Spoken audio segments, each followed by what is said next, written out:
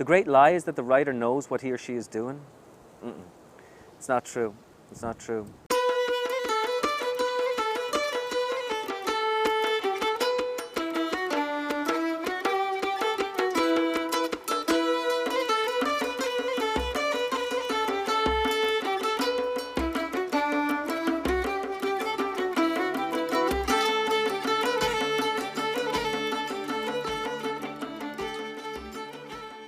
My overwhelming image of New York was being here about 2 or 3 days and being on the Avenue of the Americas and just being stunned by it all.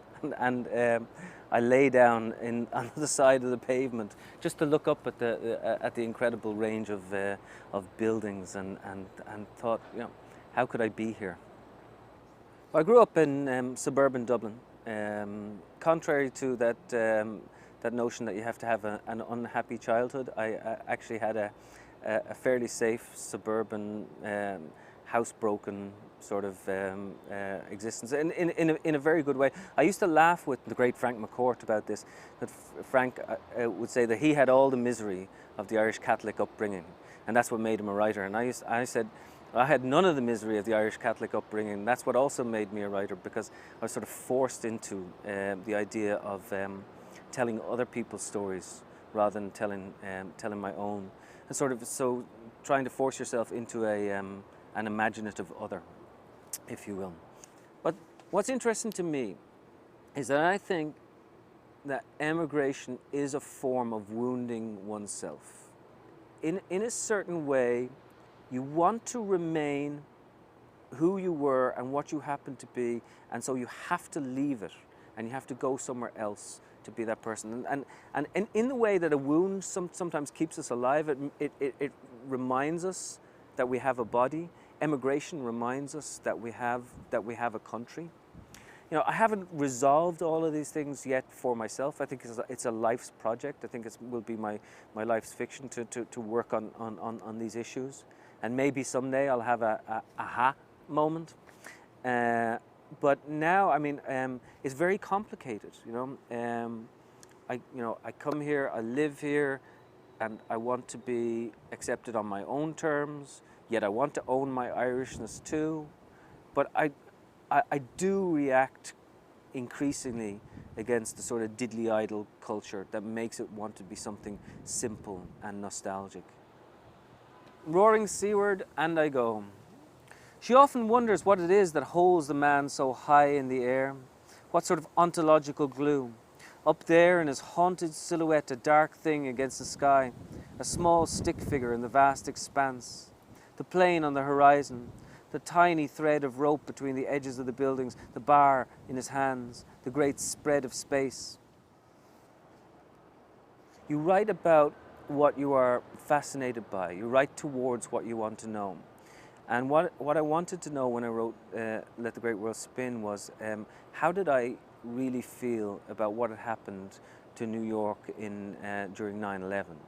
And for me, the metaphor that worked best when talking about 9/11 was to take Philippe Petit's tightrope walk across the World Trade Center towers in 1974 and to use that as a starting point for me to work out personally, not to tell anybody, because I'm not interested in writers as the lesson givers or, I think the best writing allows, it doesn't tell. So I wanted to go into the Petit's tightrope walk to allow myself to understand how I felt about New York in its current incarnation. And then perhaps to allow the reader the dignity or grace to, to resolve these same sort of issues for herself or himself. I have a pair of shoes that I just donated to a 9/11 museum. It's interesting that now that there's a 9/11 museum being started in New York. I had complicated feelings about the notion, but they asked me to send on my father-in-law's shoes. And what happened was that on the day of 9/11, he was on the 59th floor of the World Trade Center, the first tower to be hit, the second one to come down.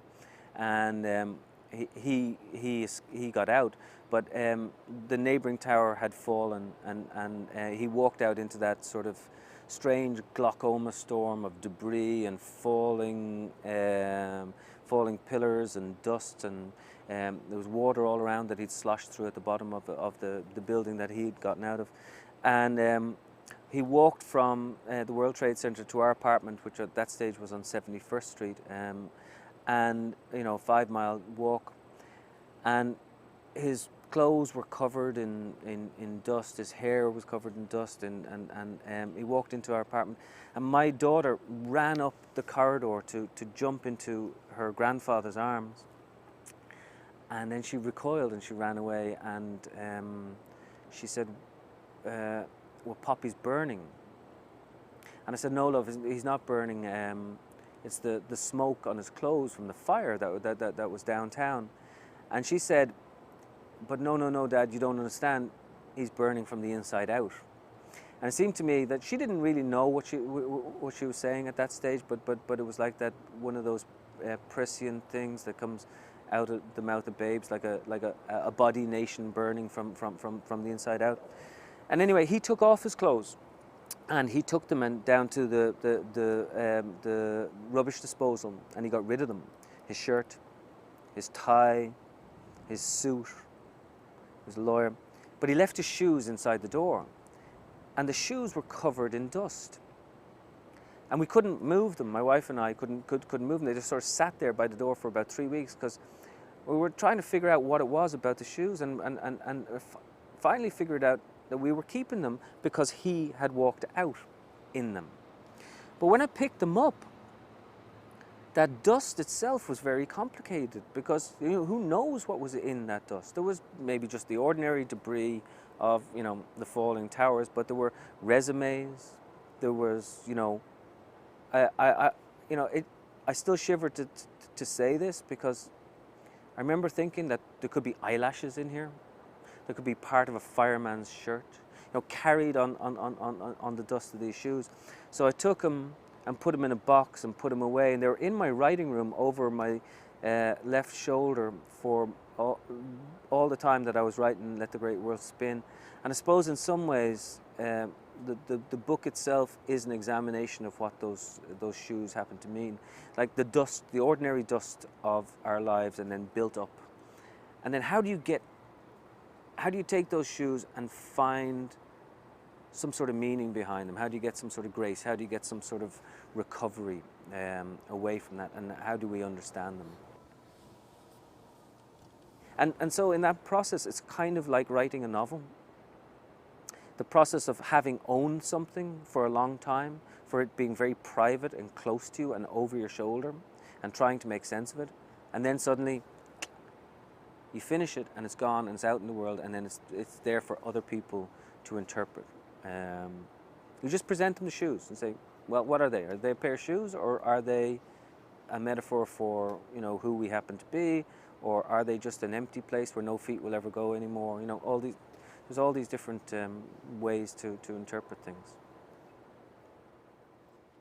I failed in between Let the Great World Spin and Transatlantic. I tried to write another novel altogether, which was set in contemporary New York. I had a lot of pressure when Let the Great World Spin did so well, and I sort of took on another subject that I didn't love. I would come in here to my office every morning and fail spectacularly, and that's all right. I think it's good. But you know, I do believe in hard work. I do believe in desire, perseverance, and stamina. And I also believe that you have to look at yourself with a good deal of skepticism and humility. And if you're not writing well enough, then you have to be prepared to throw it away. So I threw away about a year's work, but all the time behind it was this image of Frederick Douglass going to Ireland. I think a fantastic image that bridges between America and Ireland. You know, this great big ocean that we have, that a black slave at the age of 27 went to Ireland and then confronted the famine, which is one of the catalysts for so many people coming over here.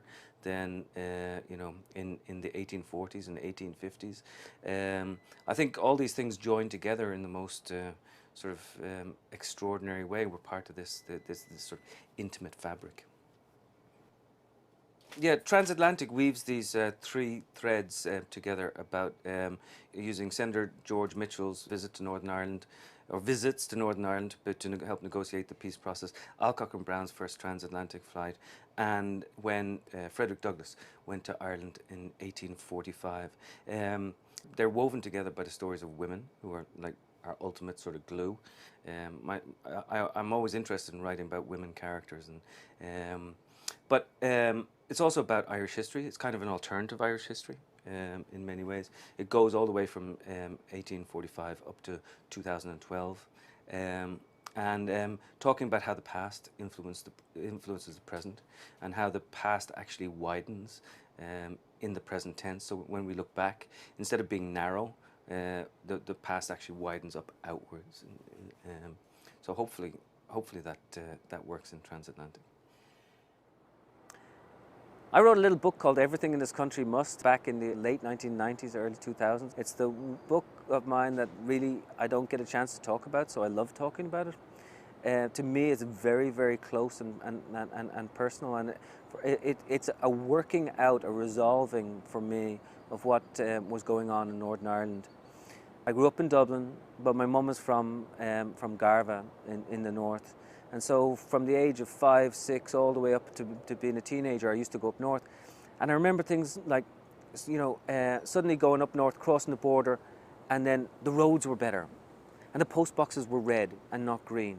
And people spoke in different ways. And you had to be careful about what you said about politics and about where you came from and so on. This really fascinated me. And then I became very interested in what was going on in Northern Ireland. And then things happened when I was a youngster, like there was the Miami show band were murdered in a murder in 1975, a horrible murder of a travelling show band that went around Ireland. The horse Shergar was kidnapped by the IRA. Dr. Herema was kidnapped too. All these stories, I used to try and make sense of them, but I couldn't. And I went to my mum and dad one time, and I said to them, can you explain to me what's going on in Northern Ireland? Why are people dying? And my mum just said to me, she said, "Oh, no, it's just sad," right? Which is a beautiful answer. Now, in retrospect, it's a beautiful answer. At the time, it was a frustrating answer for a kid. And then my dad said to me, I'll never forget it. He said, they're going to take all the mad men in Ireland, all the murderers, all the people who wanted to tar and feather one another, all the people who wanted to kneecap one another, all the people who wanted to do hurt and violence to one another. They're going to take them to a little corner of the island and pack them all in like a few big fields, because not all that many of them. They're going to take a giant knife and they're going to cut it off and they're going to float all those people out to sea. And that seemed like, that's it. Well, why don't we do that? And of course, this sort of thing is impossible to do. But I wanted, after writing a book called This Side of Brightness, which was in New York, to go back home and to examine those questions for myself. So I wrote a story called Everything in This Country Must, a story called Wood, and a novella called Hunger Strike, which is a fictionalization of what it might have been like to be a teenage boy in 1981. And I myself was a teenage boy in 1981, though nothing like the life of the character in the novella. One of the things that annoys me is this sort of idea that the writer is holy. I mean, the plumber is holy, but the cop is holy. The priest is holy. The person giving you their coffee in the morning is holy, and they have difficulty too. It is hard for all of us to get through. The volume of grime and dirt and difficulty that hits anybody on any given day is not necessarily bigger for the writer. I think the writer has to understand that he or she doesn't speak for people, but speaks sort of with people. And in that sense, I don't want to draw attention to, say, the writer's life over the family life. In fact, if I were given the choice, I would always go with my family life. Although, writing sustains me, language sustains me, but my kids sustain me even more, and they sort of scaffold me even more. My wife and my family at home. In a very simple way, I would say to you that I'm happy, but my responsibility is not necessarily towards my happiness. My responsibility is towards stories about grace, stories about beauty, but also I write very tough stuff as well. The world is not always pretty. You know, we live in in this place that can be pretty nasty sometimes. However, despite its nastiness, we have to try and find some sort of reason and some sort of grace for being here.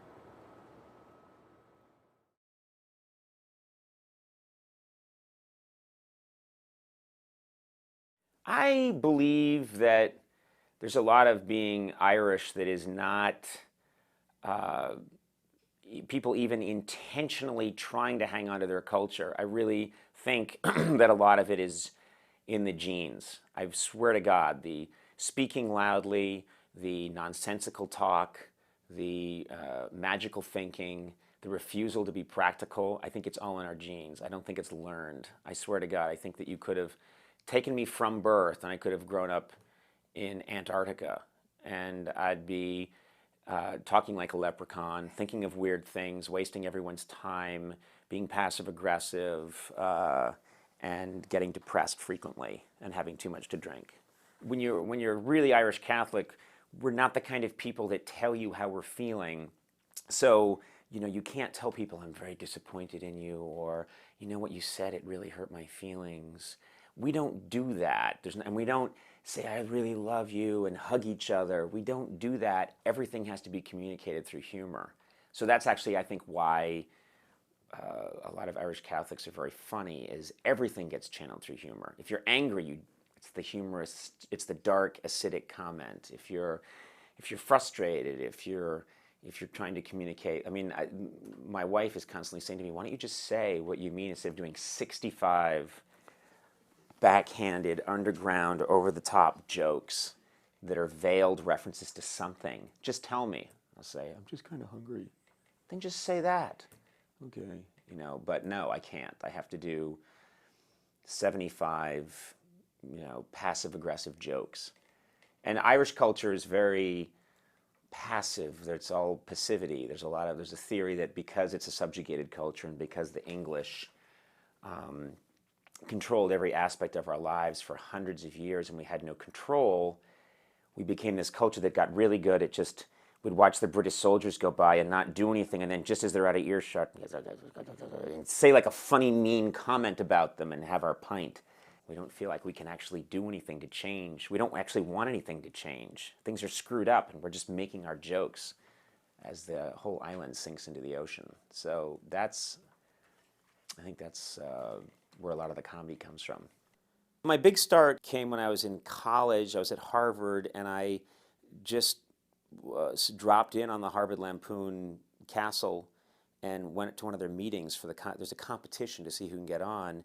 And it was one of those amazing experiences where it came easily to me. It wasn't, up until that point in my life, anything that I achieved had been through this really hard work. And I didn't think I had a lot of talent. I thought it was all just about how hard I worked. So I was a very hardworking kid and a very hardworking student.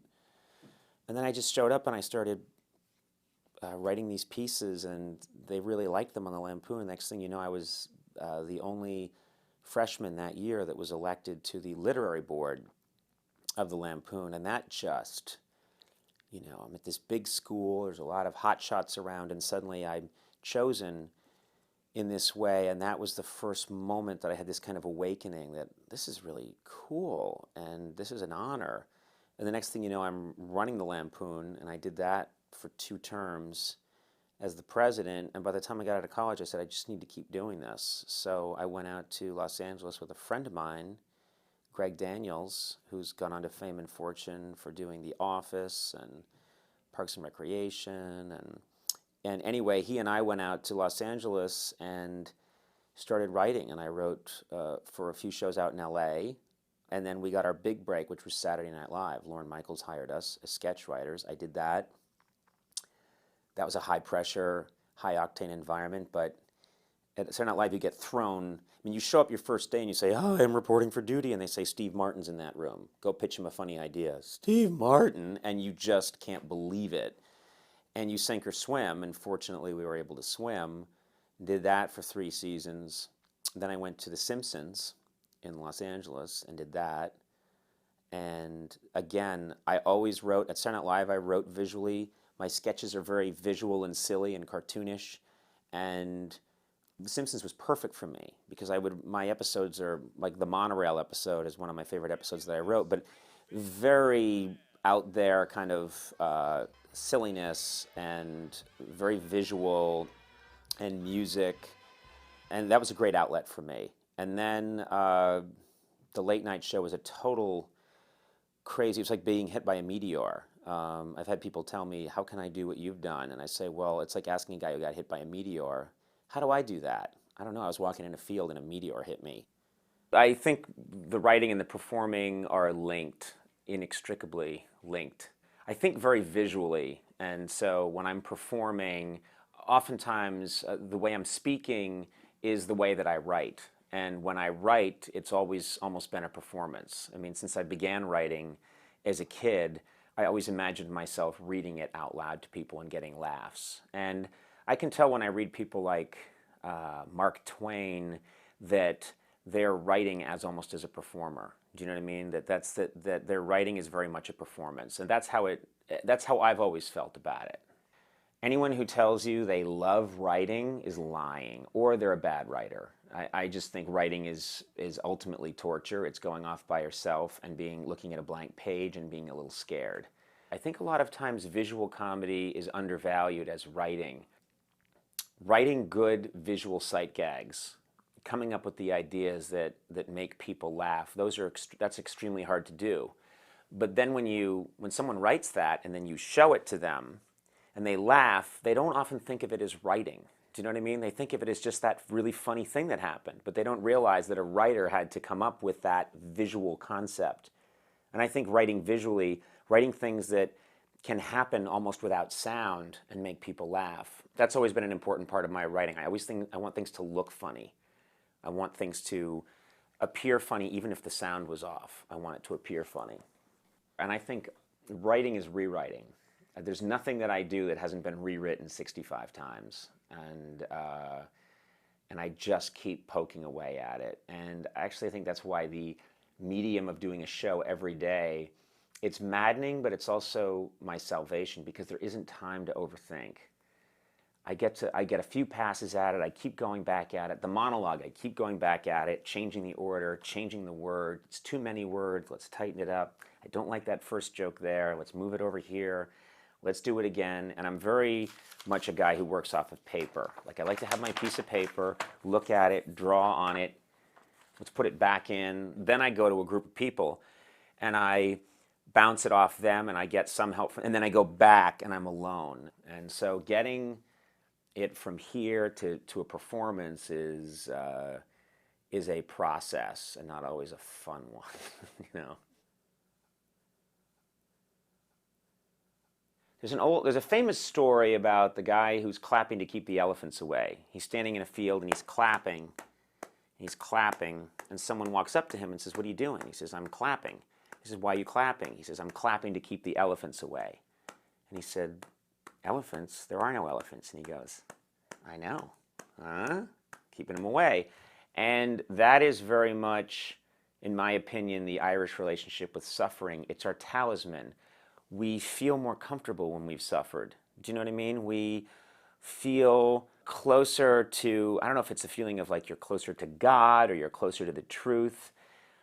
I get nervous when I'm too happy for too long on some level. And I think that's why I can feel it. I can feel when I go through difficulty and I go through stress and I go through some kind of torment and then I rise up out of it. There's this feeling that you've earned the right to feel good, which is strange. And I'm constantly meeting people who feel good all the time. And I don't understand it. You know, talk to one of the Kardashians and they're like, "Life's good. I just had a pizza. I'm getting married. Now I'm not married. I'm going to go get a massage. I just got paid $8 million to, you know, go to a perfume counter opening. Now I'm going to go and get a pedicure and then, you know, buy a mink." And they're just, you know, if one of those things happened to me, I'd be bitterly ashamed. And so I don't know what it is. We're just, there's a feeling of, you know, have fun, but keep yourself on a short leash. Is the suffering good? Does the suffering benefit us? It's the age-old question. I don't know. A therapist, a healthy therapist would say no, you don't need it. You can be funny without it. I would tell a good therapist, you're an idiot. We do need it. You have to have it. It's the struggle. It's the age-old question. Do you need to be unhappy, to be creative, and to be funny? And it's such a mysterious thing how creativity works. Nobody really understands it. Nobody ever probably will understand it. They'll isolate areas of the brain and they'll say there's more activity here. But it is a magical thing, and we don't know why it works. And I know that I've had a lot of anxiety in my life. When I was a kid, I was an anxious kid. I think I've had problems with getting depressed and in my life. And I look at all that, and then I look at my desire to be creative all the time, and I think maybe they're not linked, but I don't want to take any chances. The big question is, would you rather be creative or happy? And that's the age-old question. And I don't know where people come down, on that. And I think at different stages of your life, for most of my life, I'd say I'd rather be really creative. I'd rather do good work than be happy. And then you get married and you have kids, and I have little kids, and you start to think, I only get one life, and I'd like to be happy. What's the point? So then you get into these struggles, and then you forget about it, and you just watch a lot of ESPN. That's how I resolve most of my emotional crises. Yeah, you just sit there and eat nachos.